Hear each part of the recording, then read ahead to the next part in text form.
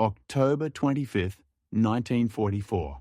The USS Enterprise, the legendary carrier that has survived countless battles across the vast Pacific. On her flight deck, a gunner's mate named Tommy Rodriguez grips the handles of his 40mm Bofors anti-aircraft gun, his knuckles white with tension as the general quarters alarm pierces through the humid Philippine air. His heart pounds against his ribs as he scans the sky, knowing what's coming. Overhead, a terrifying formation of Japanese Yokosuka D-4Y dive bombers, sleek, fast, and absolutely merciless screams toward the American task force. These aren't ordinary aircraft. These are piloted by men who have volunteered to die, transforming every single one of these machines into a guided missile of flesh and steel. Rodriguez's eyes lock onto the lead bomber as it plummets toward his ship at over 400 miles per hour. The entire formation seems to accelerate past the sound of reason itself, their engines shrieking like banshees as they cut through the humid Pacific air. "Here they come," Rodriguez shouts to his gun crew, his voice barely audible above the chaos. But as he swings his gun to track the diving Kamikaze, something changes. The reticle in his gun sight, not the crude iron ring sights of yesterday, but something revolutionary, automatically adjusts, compensating for the target's incredible speed and trajectory. Rodriguez keeps the target centered in his sight picture and maintains steady fire. What happens next would have been impossible just months earlier. His shells intercept the diving aircraft at 2,000 yards, destroying it in a catastrophic explosion of flame and debris before it can reach the carrier. Around him, dozens of other gun crews equipped with the same revolutionary sight achieve similar success in what should have been a catastrophic attack. But what Rodriguez doesn't know, what almost nobody knows on that October day in 1944, is that he's using a weapon so revolutionary, so unexpected, that the Navy's top brass had initially called it insane and impossible. This shoebox-sized invention, created by a Massachusetts Institute of Technology professor with no military credentials whatsoever, is about to transform naval warfare forever. The crisis. Desperate battles against the impossible. The statistics that led to this moment are absolutely damning. In the first 2 years of the Pacific War, American anti-aircraft guns achieved a kill rate of just 3.2%. Think about that number. 3%. It means they shot down only 3 enemy aircraft for every 100 shells fired. Every 100 shells that thundered into the sky, nearly 97 of them were complete wasted effort. Meanwhile, Japanese pilots attacked American ships with virtual impunity, knowing that surviving the dense curtain of anti-aircraft fire was simply a matter of speed and luck. By October 1944, American naval forces had fired over 400,000 anti-aircraft rounds in combat. The mathematical horror of this becomes clear when you realize they scored approximately 12,800 hits on enemy aircraft, barely above random chance. These were catastrophic failure rates that left American ships desperately vulnerable to increasingly desperate Japanese attacks. But then came October 1944, and everything changed. The Kamikaze threat made the crisis genuinely urgent in a way that previous failures could not express. Japanese pilots no longer needed to survive their attacks. They didn't need to return to their airfields or carriers. Every single enemy aircraft had now transformed into a potential guided missile. Traditional anti-aircraft tactics designed to discourage attacking pilots and force them to break off their runs became completely useless against men who had already decided they were going to die. For the first time in the war, the physics of the problem had become secondary to the psychology. The real problem wasn't just hitting fast-moving targets anymore. It was hitting targets piloted by men determined to die in the attempt. The Navy's top brass and technical experts held meetings, issued orders, and demanded solutions. But they were approaching the problem all wrong. The insurmountable problem. Why the mathematics failed. The challenge of hitting fast-moving aircraft had plagued military engineers since World War I. By 1941, American anti-aircraft guns could fire shells at tremendous velocities, remarkable technological achievements in their own right. But hitting a maneuvering target travelling 300 miles per hour required mathematical precision that human gunners simply could not achieve. The fundamental challenge was something called lead calculation, determining exactly where to aim when firing at a moving target. Here's the brutal mathematics. A shell fired from a 40mm Bofors gun takes approximately 3 seconds to reach an aircraft at 4,000 yards. In those crucial 3 seconds, an enemy plane travelling 400 miles per hour moves nearly 1,800 feet through three-dimensional space. Gunners had to aim at empty sky, hoping their shells and the target would arrive at the same point simultaneously. It was a three-dimensional chess game played at the speed of modern warfare, and human reflexes couldn't solve it fast enough. Traditional anti-aircraft sights were simple iron rings that showed gunners only where their weapons were pointing, not where the enemy planes would be when the shells arrived. This was the critical disconnect. The enemy aircraft didn't cooperate by flying in straight lines at constant speeds.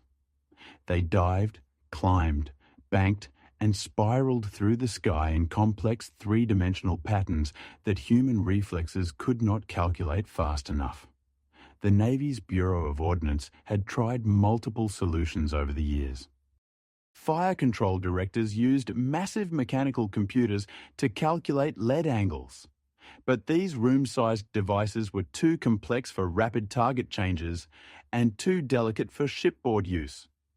The technology simply didn't exist to follow maneuvering targets reliably in combat conditions. The expert consensus among the Navy's best technical minds was clear and virtually unanimous. The problem was fundamentally unsolvable. Admiral William Halsey stated in 1942, "Anti-aircraft gunnery is more art than science. We can teach our boys to point and shoot, but we cannot teach machines to think like fighter pilots." This wasn't pessimism. It was conventional wisdom from the Navy's most respected leaders. The Bureau of Ordnance awarded development contracts to traditional suppliers: Westinghouse, General Electric, and Ford Instrument Company. Their proposed solutions all involved massive mechanical calculators that required teams of operators and constant maintenance. None proved practical for combat conditions where split-second timing determined survival. The unconventional genius, Dr. Charles Stark Draper, emerges in the spring of 1941. A man who seemed supremely unqualified to solve this problem would stumble upon an insight that would change everything. His name was Dr. Charles Stark Draper, and he was a 38-year-old MIT professor who possessed no military credentials, no formal weapons training, and no experience with naval gunnery. His academic specialty was precision instrumentation, a field so obscure that most Navy officers couldn't explain what he did for a living. On paper, he was perhaps the least likely candidate to revolutionize warfare. Draper's unconventional background was actually his greatest asset.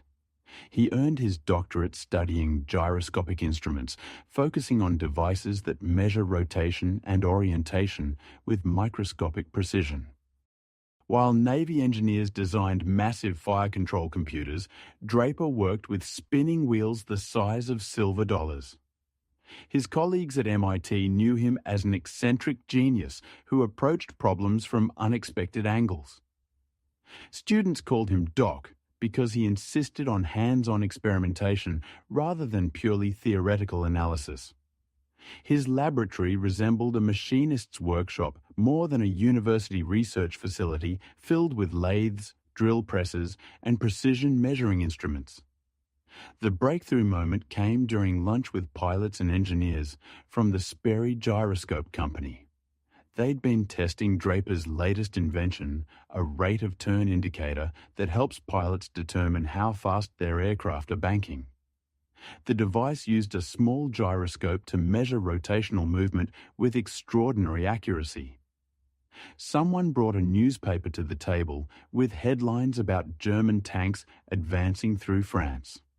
The conversation turned to military applications of their work, and a pilot mentioned the difficulty of hitting moving targets from aircraft. French gunners could hit stationary targets, the pilot explained, but they couldn't hit anything moving fast. Draper stopped eating. He stared at his gyroscopic turn indicator with sudden intensity. His engineering mind immediately grasped the revolutionary connection.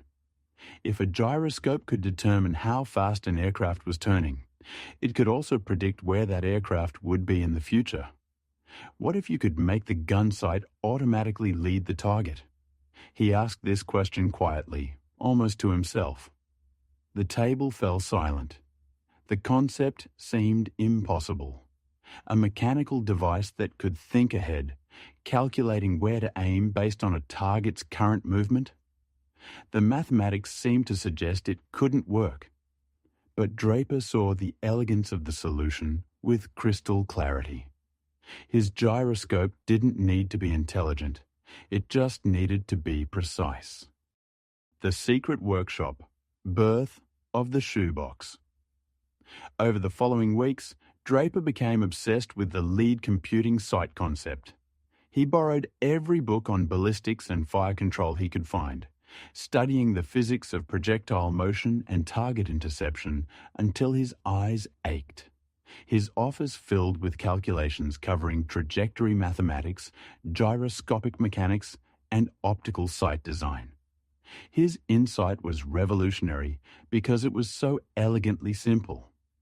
Instead of trying to replace human judgment with mechanical computation, he would augment human reflexes with gyroscopic precision. The gunner would still track the target and pull the trigger. The human element would remain central. But the sight would automatically adjust the aiming point to compensate for the target's movement. By September 1940, he had worked out the complete theoretical basis for his lead computing sight. The device would use a small gyroscope to measure how fast a gunner was tracking a moving target, then automatically offset the sight's aiming point to provide the correct lead angle. It was an idea so simple that trained engineers had overlooked it, and so revolutionary that it would transform aerial warfare forever. On a September evening in 1940, at approximately 10 o'clock, Draper worked alone in his basement laboratory, surrounded by machine tools and precision instruments. On his workbench sat a crude prototype that looked more like a science project than a military weapon. It was a rectangular metal box the size of a shoebox connected to a .22 caliber rifle by cables and mounting brackets. The shoebox contained Draper's revolutionary invention, a gyroscope the size of a silver dollar spinning at 24,000 revolutions per minute, coupled to an optical system that projected an illuminated reticle onto a piece of angled glass. When a gunner tracked a moving target, the gyroscope measured the rate of movement and automatically adjusted the aiming point to compensate for the target's future position. Draper had spent 6 months perfecting the device, working evenings and weekends while maintaining his regular teaching schedule. The project remained completely unofficial. MIT had no contract for weapons development, and the US military had shown no interest in gyroscopic gun sights.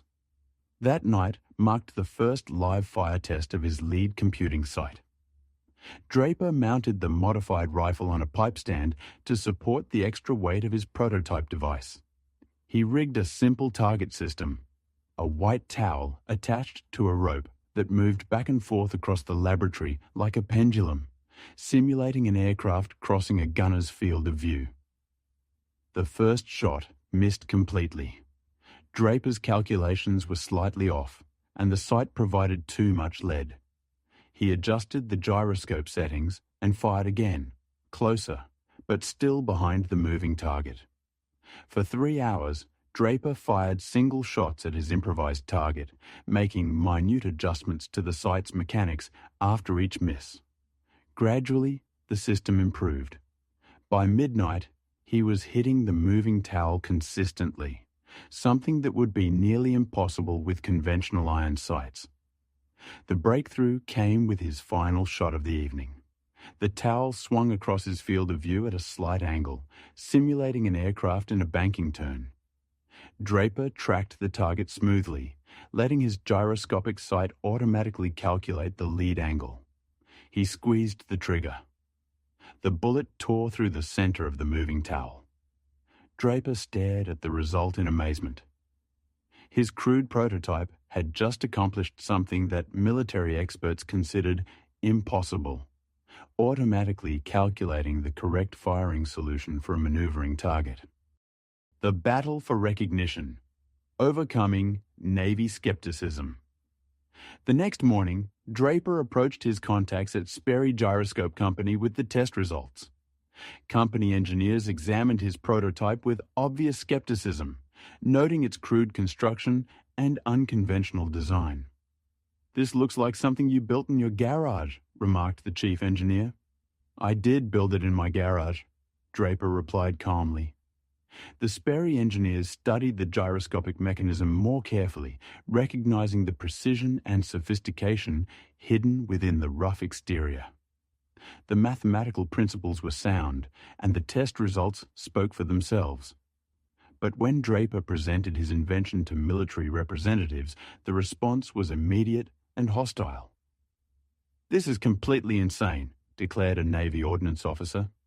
"You want to put a spinning top on a gun and expect it to hit flying targets. That's impossible."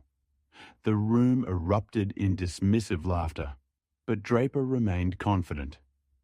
He had seen his invention work with his own eyes, and he knew it would revolutionize aerial warfare. On May 28, 1941, Lieutenant Commander Marion Murphy led Dr. Draper through the corridors of the Navy's most powerful technical bureau in Washington, D.C., past offices filled with engineering blueprints and scale models of massive fire control systems. They were heading to a meeting that would determine whether Draper's revolutionary gunsight received official support or disappeared into bureaucratic obscurity. The conference room contained 12 senior officers and civilian engineers representing the Navy's best technical minds. At the head of the table sat Captain William Blandy, Chief of the Bureau of Ordnance's Research and Development Division, the man whose approval Draper needed to proceed. "Gentlemen," Murphy began, "Dr. Draper has developed a gyroscopic gunsight that automatically computes lead angles for moving targets. The device weighs less than 20 pounds and requires no external power source." Captain Ralph Christie, the Bureau's fire control expert, responded immediately. "Lead computing sites have been tried before. They require room-sized mechanical calculators and teams of operators. How can a 20-pound device possibly perform those calculations?" Draper stood and placed his prototype on the conference table. The crude metal box drew skeptical stares from the assembled experts. "This device doesn't calculate," Draper explained quietly. "It measures. The gyroscope detects how fast the gunner is tracking a moving target, then automatically adjusts the sight picture to provide the correct lead angle." The room erupted in objections. "That's impossible," declared a Westinghouse engineer. "Lead calculations require precise knowledge of target speed, altitude, and bearing.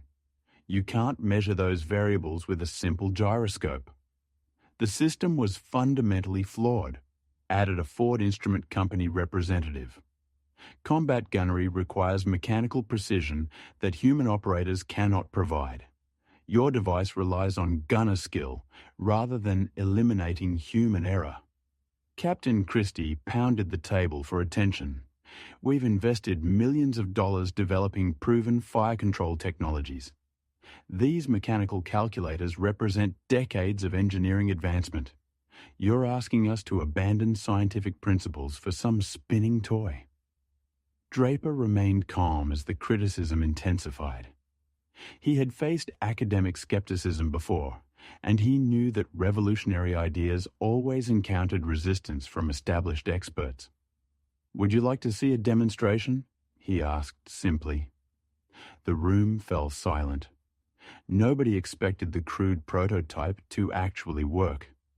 2 days later, the same group assembled at the Watertown Arsenal firing range.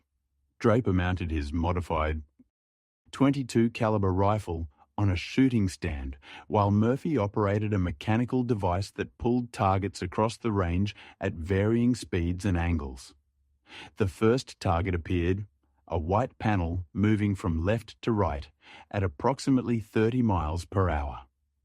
Draper shouldered his rifle, tracked the target through his gyroscopic sight, and fired. The bullet struck the moving panel dead center. Murmurs of surprise rippled through the group of observers. "Again!" ordered Captain Blandy. The second target moved faster and followed an irregular path. Draper tracked smoothly, allowing his sight to automatically calculate the lead angle. Another perfect hit. By the fifth consecutive hit on moving targets, the skepticism had transformed into amazement. Captain Christie approached the rifle and examined the gyroscopic sight mechanism carefully. "How does it work?" he asked quietly. Draper explained the physics with remarkable clarity. The gyroscope measures angular velocity, how fast the gunner is turning to follow a moving target. Since angular velocity relates directly to the required lead angle, the sight can automatically provide the correct aiming point without knowing the target's actual speed or distance. Captain Blandy made the decision that would change naval warfare forever. "I want specifications and pricing for 50 experimental units. If this device works as demonstrated, we'll need thousands of them." The room erupted, but this time with excitement rather than skepticism. Officers and engineers crowded around Draper's prototype, asking technical questions and discussing implementation possibilities. From theory to combat, the transformation of naval gunnery. Within 24 hours, the Navy placed its first order for 12 experimental Mark 14 gun sights. The impossible device that experts had dismissed as insane and unworkable would soon equip every major warship in the American fleet. By June 1943, production Mark 14 sights began reaching the Pacific Fleet. The comprehensive weapons testing began at the Naval Proving Ground in Virginia on January 15, 1943. Commander Arthur MacDonald oversaw the most extensive weapons test in naval history as technicians mounted the first production Mark 14 gun sights on 40mm Bofors anti-aircraft guns. The testing protocol was brutal in its precision. Target drones flew predetermined courses at various speeds, altitudes, and approach angles, while gun crews fired measured bursts.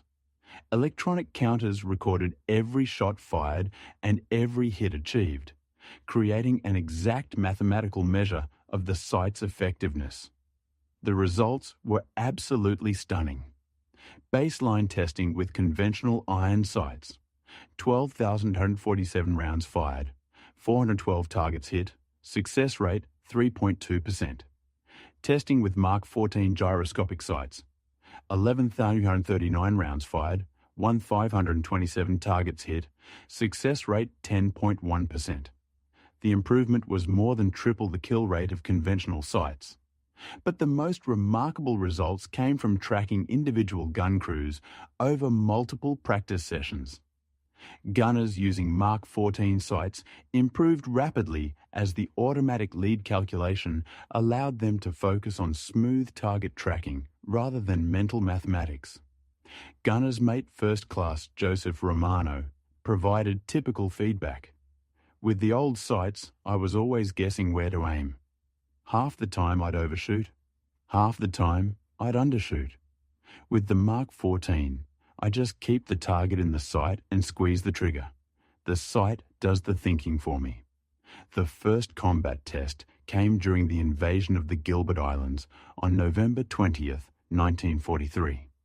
On the USS Lexington, located 50 miles northeast of Tarawa Atoll, Aviation Ordnance Man Second Class Mike Sullivan crouched behind his 40mm Bofors gun as the carrier's radar picked up incoming Japanese aircraft.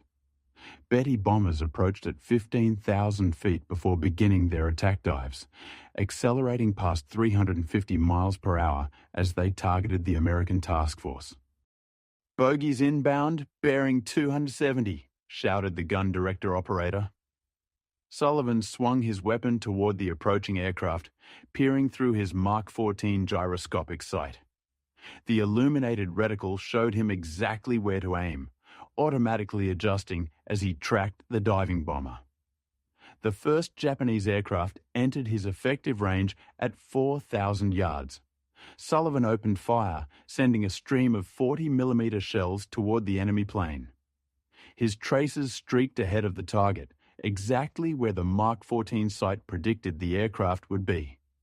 The bomber exploded in midair, sending flaming debris into the ocean below. "Got him!" Sullivan yelled, already swinging toward the second attacker.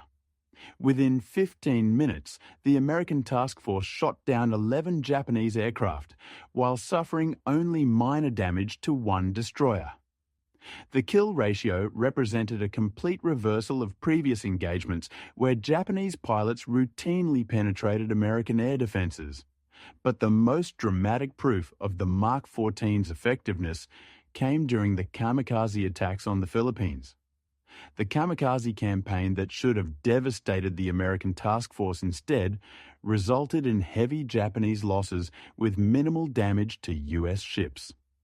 The statistical improvement was staggering. During the Philippine campaign, of 1,947 kamikaze aircraft engaged, 1,045 were shot down by ships with Mark 14 sights and 53.7% success rate against targets that were literally suicide aircraft. The enemy's desperate response. Understanding the weapon's impact. The Japanese military reaction revealed the magnitude of the transformation. Intercepted Japanese communications showed growing alarm about American anti-aircraft effectiveness.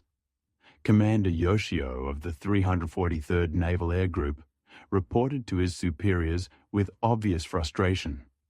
American defensive fire has become devastatingly accurate. Our pilots report that enemy tracers now intercept our aircraft with mechanical precision. Previous tactics of high-speed approaches no longer provide adequate protection.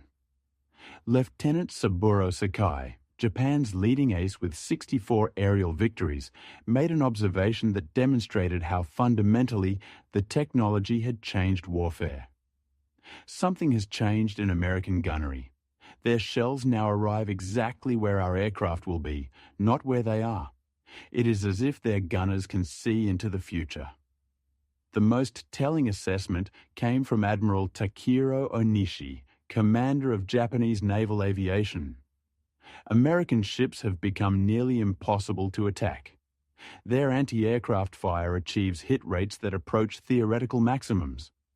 We must assume that every approach to enemy vessels will result in our aircraft's destruction.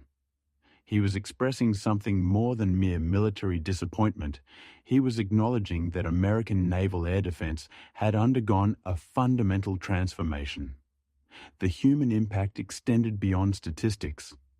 American sailors who had watched helplessly as enemy aircraft approached their ships now possessed effective defensive weapons. Seaman First Class Robert Hayes of USS Franklin wrote to his family, "We don't feel helpless anymore when the Japs come calling. Our guns work now, really work. When we shoot at them, they go down. It's like having a guardian angel watching over every ship in the fleet." Legacy and impact. From the Pacific to the moon. By war's end, the Mark 14 gunsight had equipped over 85,000 American and British guns. The device that experts had called impossible and insane achieved kill rates that exceeded even the most optimistic pre-war predictions, transforming naval anti-aircraft warfare from desperate hope into mathematical certainty. On August 15, 1945, aboard the USS Missouri in Tokyo Bay, as General MacArthur accepted Japan's surrender, every major U.S. Navy vessel in the harbor carried multiple Mark 14 gyroscopic gun sights. The final statistics reveal the magnitude of Dr. Draper's contribution to Allied victory. Total Mark 14 gun sights produced 85,000 units. Enemy aircraft destroyed 23,147. American lives saved through this single innovation, an estimated 50,000.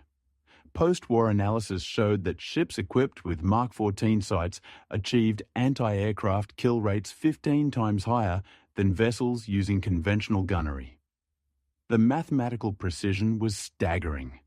A simple gyroscopic device transformed naval air defense from ineffective desperation into lethal certainty. But Dr. Draper's influence extended far beyond World War II.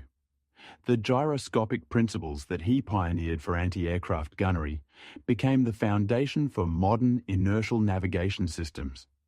His post-war work on missile guidance led directly to the Apollo program's navigation computers. Today, every American submarine carries Trident ballistic missiles guided by systems descended from Draper's wartime innovations.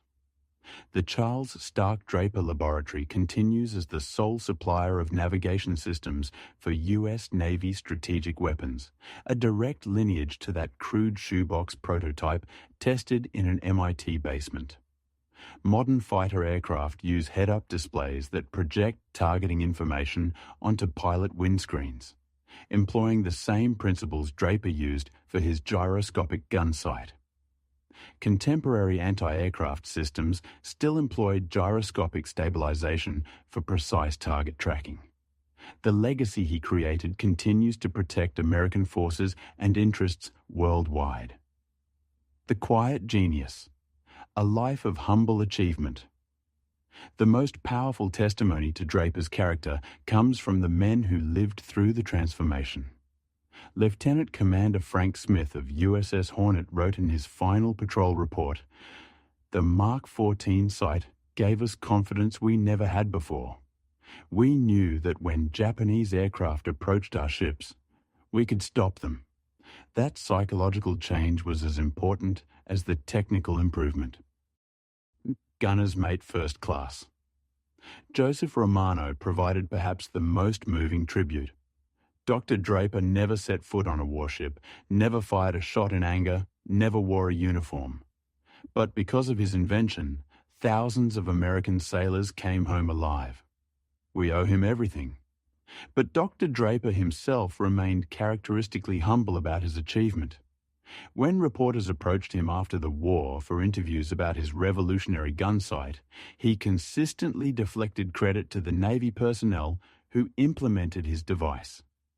"I just solved a mathematics problem," Draper insisted. "The real heroes are the young men who use those sights to defend their ships and their shipmates."